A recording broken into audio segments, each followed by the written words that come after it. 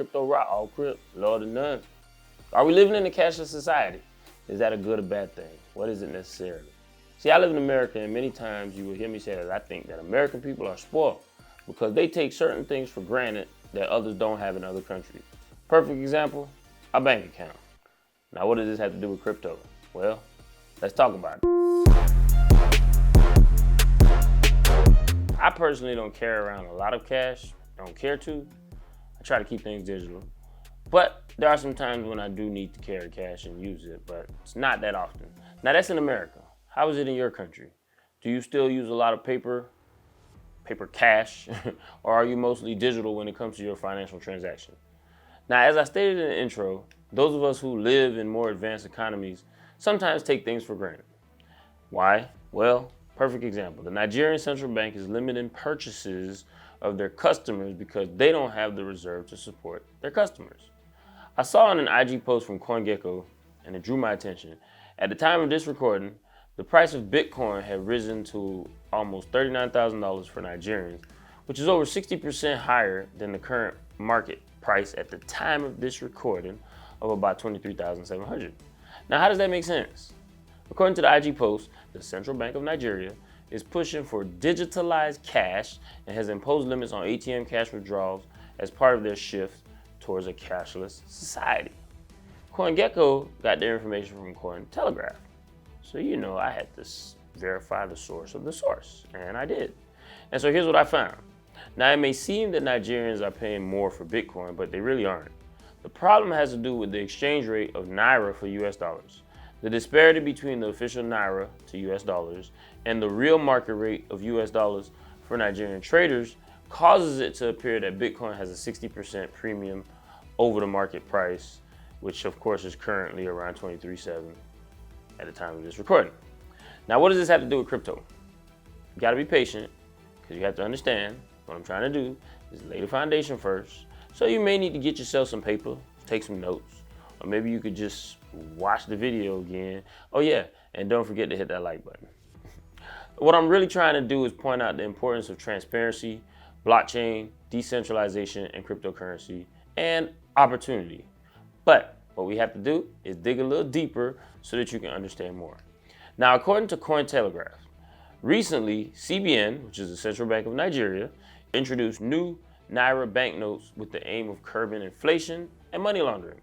The central bank imposed a deadline of January 24th for Nigerians to exchange their old, higher denomination banknotes for the new currency. Now, does this sound a little familiar to you? 1930s, Great Depression.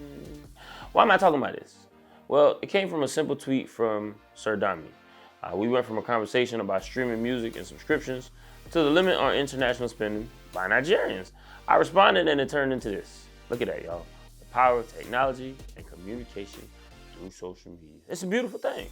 So here we are, and I asked Sir Dami for his input about what has happened so far.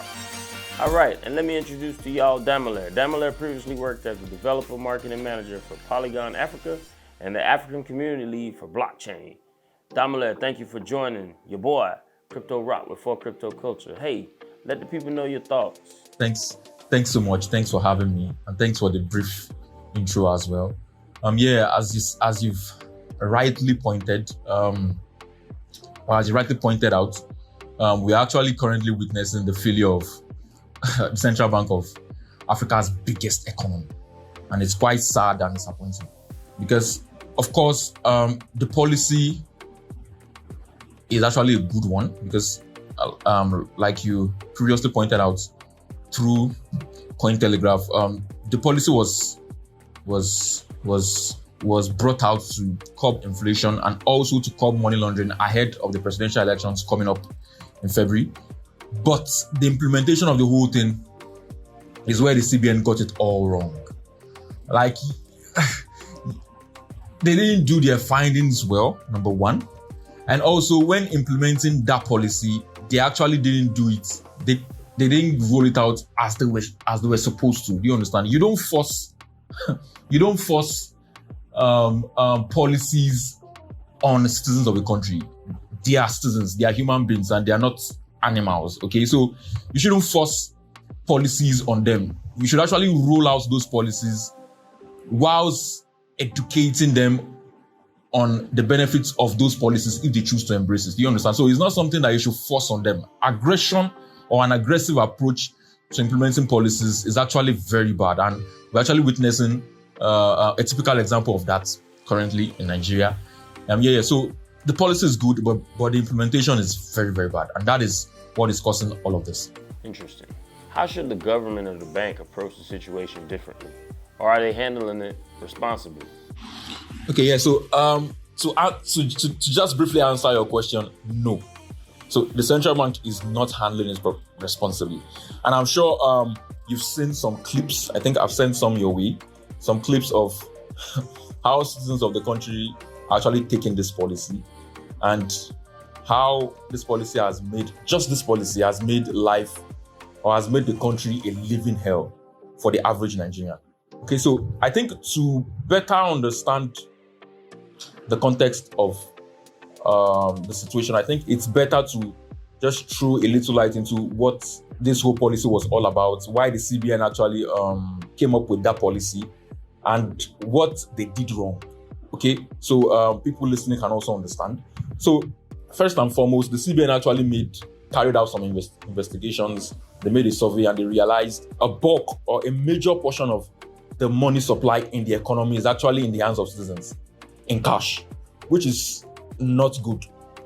According to the principles of economics, it's not good. The CBN, the central bank of the country, should actually own or have a good chunk of authority, or should have a good chunk of control on the money supply in a country. Okay, and so that's what CBN wanted to that's the goal they wanted to achieve with this policy. Okay, so the chunk of cash in the hands of citizens made money laundering thrive. It also made terrorism financing and the mismanagement of the Naira thrive. Do you understand? So that was something that the CBN wanted to curb, which is actually very good. Okay, like I previously mentioned, the policy was a very good one. And so they brought out this cashless policy to make sure a chunk of the money in the economy should go back to the control of the central bank. Number one. The second policy is the redesign of the Naira notes. Okay, so because of that, we actually have the new Naira notes and we have the old Naira notes. Okay, so of course, these two policies are actually very sound because the CBN had actually noticed and actually carried investigations to know that a lot of these politicians and government officials have actually hid money. Some hid it in their bedroom, some dug up the ground and hid it underground. Yes, literally dug up the ground and hid cash underground just to sponsor their illegal activities for the forthcoming elections. You understand? So the CBN are actually foreseen this and they wanted to mitigate all of this, and that's why they actually took these two policies. And it's very beautiful. A good policy at that, or good policies at that. But Nigeria is a country or an economy with 50% of its population of citizens unbanked. So I'm telling you, literally half of the 200 million plus people in Nigeria literally have no bank account. So how can a cashless policy benefit or actually substitute cash in such a country or economy? It's almost impossible. Okay, and that is something that the CBN didn't practically take into consideration before rolling out this cashless policy. Do you understand? We have half of the population of Nigerians without a bank account. Do you understand? And that is one problem. Another major problem is the our national digital banking infrastructure in Nigeria isn't sophisticated enough to actually substitute cash in our economy. So I'm saying almost everything that we do in all of the states in Nigeria have to do with cash. It's only few vendors that actually accept digital payments, either through bank transfers or payments through our debit and credit cards. The rest of these vendors, they rely and live on cash. You want to convey yourself from one place to another, you have to use cash. Either intrastate or interstate, you have to use cash. Do you understand? It's only I only see Lagos State and Abuja, the capital of Nigeria, as states or cities where the cashless policy will thrive better, because most of the vendors there actually use digital payments more than cash. Okay, but looking at the remaining 34 states we have in Nigeria, they solely rely on cash. You understand? And that's because a lot of people, of course, are unbanked, number one. And number two, a lot of people also don't trust our banking structure as a nation because it's not sophisticated enough. So we are saying sometimes you can actually go to pay using your debit or credit card and it might be declined. Sometimes you may transfer from your bank account to the merchant's bank account and may take hours or sometimes days before it gets into the merchant's bank account. So the banking structure is not sophisticated enough to actually substitute cash in the country. And so what I expect the CBN to do, or the CBN team to do, is actually roll out this cashless policy, but also educate citizens on the benefits of the policy before forcing it on them. You don't just force a policy that even the substitute you are bringing isn't capable of sufficiently substituting cash in an economy of 50% unbanked people. You understand? Like, it sounds so, it was even talking about it sounds so stupid. And it's very disheartening, honestly. As we always say in the Web3 space, education should be first. Education is key. Education should be what the CBN should have prioritized before rolling this out and setting a deadline for it to substitute cash. So with that being said, how do Nigerians feel about this? Well, I can tell you for a fact Nigerians are angry, and I'm sure you've actually seen that yourself in the number of tweets from Nigerians, the number of complaints on Twitter, and also the clips that you've seen of everything happening. Like, bro, Nigerians are really angry. And personally, you can call me someone against peace or someone doesn't like peace, but I actually want Nigerians to be angry because we are a very resilient set of people. Like, we adapt quick, we adapt very fast. There are a lot of policies that the government and the CBN has introduced that I feel we should be able to come out as a people, as a nation, and protest because it affects us negatively. Okay, but Nigerians will just always find our way to adapt to that policy and carry on with life like nothing is happening. So I'm very, very happy this is actually making us stand up as a people and protest against the government, against the CBN, to tell them what they are doing is trash, okay? And what they are doing is adversely affecting us. Because fine, you want to curb inflation, but this is not curbing inflation, man. This is actually making everything worse. This is actually making life hell for an already bad performing economy. Do you understand? So Nigerians, in short, Nigerians are not happy. And I can tell you that for a fact. Okay. How does this affect those without a bank account? So for those without bank accounts, I think what they've done is, of course, like I said, more than 50% of the population is unbanked. Now, most don't have bank accounts, but even some that have bank accounts, they don't use the bank accounts because they don't trust the banks. Like, they don't trust anything digital. Okay, so for those without bank accounts, what the CBN has done is to make sure if you have the old notes in your hand, it's only the commercial banks that dispense the new notes. Okay, and most of them do that over the counter and not even through the ATM. That's how bad it is. So the CBN wants to change the notes they want to change the notes from the old to the new. And now they've placed a deadline. I think they gave a month and a half for citizens to actually take their old notes to the bank and convert it to new notes. So if you don't want to actually go cashless, if you don't want to go the digital route, then if you want cash, you take your old notes to the bank to deposit that in your bank account. And then if you want to withdraw cash, the banks give you new notes. Okay, but even the new notes, there's a limit. So we are saying some banks we're actually dispensing 5,000 Naira to each customer per day. Now, 5,000 Naira is not up to $10 currently.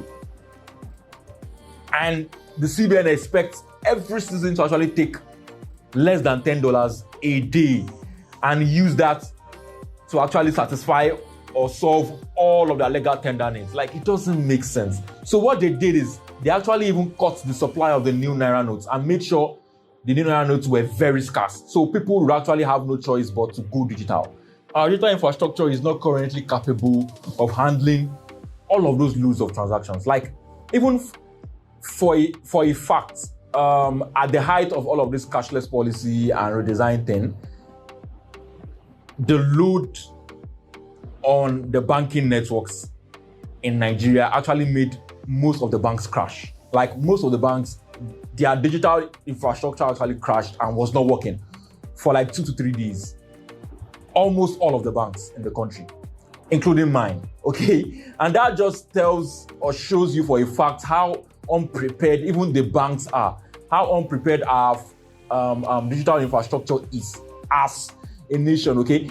And CBN is still pushing people to actually use that infrastructure. So it doesn't make sense. Okay, so it took the banks, I think, a few days for them to actually restructure their infrastructure to make sure they can support all of the loads, all of the transaction loads from the citizens, okay? And so it was a mess, like it was living hell. And it actually caused people to go to the banks and start vandalizing all the properties of the banks, the ATM machines, breaking down gates, harassing even the staff of the banks because they were in pain, man. Like, there was not enough cash. The digital infrastructure also wasn't working. So how do we transact? How do we exchange money for goods and services? So it was hell. It was hell. It was hell, man. And yeah, so those without bank accounts are still going to the banks to get money. They are still joining long queues at the banking halls to go to the bank and receive $10 per day from the banks in new Naira notes. And while most people have actually gone digital by using the credit cards, debit cards, and also bank accounts. This is really good information. I hope y'all are listening. Now, Damilare, based on your experience with cryptocurrency, how do you think Nigeria and African economies can benefit from this technology? Even before all of these troubles and all of this hell, cryptocurrency was actually one of the best things to actually happen to Nigeria and Africa. And of course, currently, all of these troubles and all of these events just shows how important crypto is to Nigerians and also to the African economy as a whole. Because one thing I say, and one thing most of the Web3 guys in the continent say, is stablecoin particularly was actually made for Nigerians, was made for Africa, because stablecoins and crypto have the best product market fit in Africa than in any other continent in the world, okay? Because our financial infrastructure in Nigeria is very bad, like I've explained. It's very, very bad. It's worse. Okay, and even those at the helm of affairs also, they are not making it any easier. So stable coins and crypto is actually and the blockchain technology are actually one of the best things to help Africans solve our financial needs, number one, and also transact easily and swiftly. Because let's come to think about this in this particular situation. So I mentioned that the digital banking networks for different banks in the country couldn't handle the load of transactions on them for the first few days of the policy.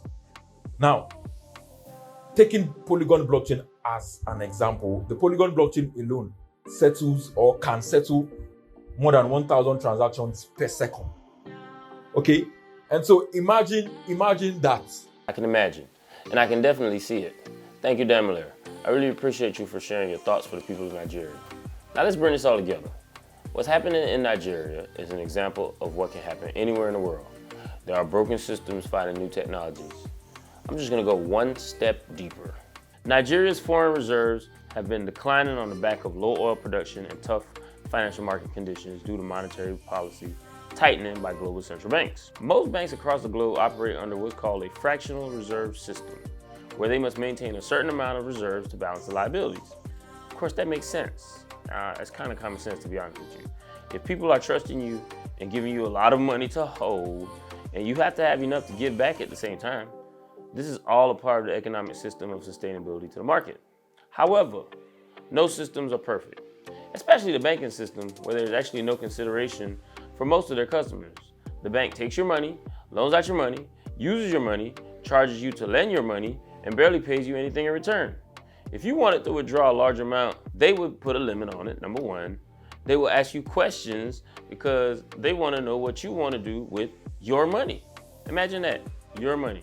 In the US, banks are required to have zero, I repeat, 0% in reserves to support their client. Previously, it was anywhere from 3 to 10%. Without the reserve requirement, the bank might be tempted to lend all the money. Imagine that, to lend all your money. However, according to the federalreserve.gov, the board reduced the requirement ratios to 0 effective March 2020. They did. This is where we are now. We had a failure of a centralized institution that was operating in the form of cryptocurrency. Their whole model was a fallacy when it came to their reserves. Their reserves on paper were only that, on paper. And as a result, they failed their customers. You know who I'm talking about. Of course, a centralized media narrative would paint a story to mislead the public, to make cryptocurrency look like a failure. The failure was actually in the centralized exchange, the centralized institution. The failure of the centralized exchange or institution exposed and exacerbated the need for decentralization, in my opinion. Now, of course, this forced some of the major players in crypto to be more transparent. Now, because of a lack of trust, the transparency resulted in these major players, such as Binance and Crypto.com, to show their reserves. And from their reports, which we're able to garner, that these exchanges, who are, as we would hope to be, are operating in a trustworthy manner, we understand that their reserves are one-to-one based on what they showed us. One-to-one means that based on the deposits that they receive in cryptocurrency, they have the reserves to back it up. Imagine that. Crypto centralized exchange reserves equal 100% and more, while US bank reserves equal 0. What is it in your country? So now here we are at the precipice of the technological revolution of blockchain technology and cryptocurrency. I've said it before.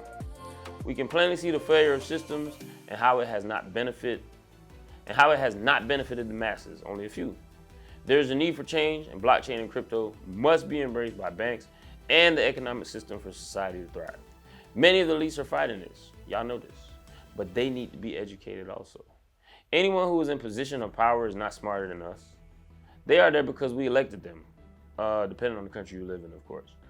My point in this is that we have some amazing and intellectual people across the globe who are problem solvers and are involved in creating, introducing, and transitioning us into this new technology. These people, developers and creators and everyone who is participating, are way smarter than some of these individuals who are in the government, banking, and who run some of these large corporations and some of these old timers. They're threatened by change, and they're threatened by the loss of power. Now, what are we going to do about it? What are you going to do about it? I mean, what are your thoughts on a cashless society? Is this where we're headed? Are we already there? In other news, the US wants unlimited debt. This is a microcosm of a much larger global problem. I'm sure there are different situations, different banking scenarios in countries where there are many people who don't have a bank account and face a hardship just to live in this 21st century. In an article published by CFTE, which is the Center for Finance, Technology, and Entrepreneurship, in July of 2021, the world's top 5 unbanked countries have more than 60% of their population without bank accounts. Top 5 countries are Morocco, Vietnam, Egypt, Philippines, Mexico, and Nigeria comes in at number 6. Also interesting to note, 5 facts about the world's unbanked population. I want to focus on the last 2, but I'm going to give you all of them. Number 1, women account for most of the unbanked. Number 2, China and India have the largest unbanked populations. Number 3, people remain unbanked for specific reasons, like a lack of money. They say they don't need an account, or maybe it's too expensive. And the last 2, number 4, which is one I want to hint on or focus on, providing banking services could lift people out of poverty. World Bank Group President Robert B. Zoellick said that providing financial services to the 2.5 billion people who are unbanked could boost economic growth and opportunity for the world's impoverished. He stated further that harnessing the power of financial services can really help people to pay for schooling, save for a home, or start a small business that can provide jobs for others. In fact, research shows that the more people are banking today, the more they are banking for the future. And then the last one, technology is a potential solution. And I'm gonna leave you with one word, blockchain. See, ladies and gentlemen, there's a need in the world. New technology contributes and helps to solve the problems of the world. People who are in certain positions, rather than being fearful of the loss of power, they should be open to the new technology that enables marginalized communities to thrive. Blockchain technology, cryptocurrency, it is disruptive. Anything that's disruptive doesn't come quietly. Blockchain technology is revolutionary. Blockchain technology and cryptocurrency is inevitable. It's only a matter of time, ladies and gentlemen. So either those who are in power are going to realize that and work with it and embrace it, or they're gonna have to move out of the way. It is what it is. This is your boy, Crypto Rock. Hey, listen, y'all made it to the end. Thank you for joining me once again today. Thank you to Damilare for giving me your input. Shout out to everybody who showed up. Make sure you hit that like button. Make sure you subscribe, comment below. How is it in your country? We want to make sure education is what's getting out to the people, and we want to make sure that everybody knows so that they can make informed decisions for their people. 3 types of people in this world: those who watch things happen, those who make things happen, and those who say what happened. It's your boy. Catch y'all on the next one.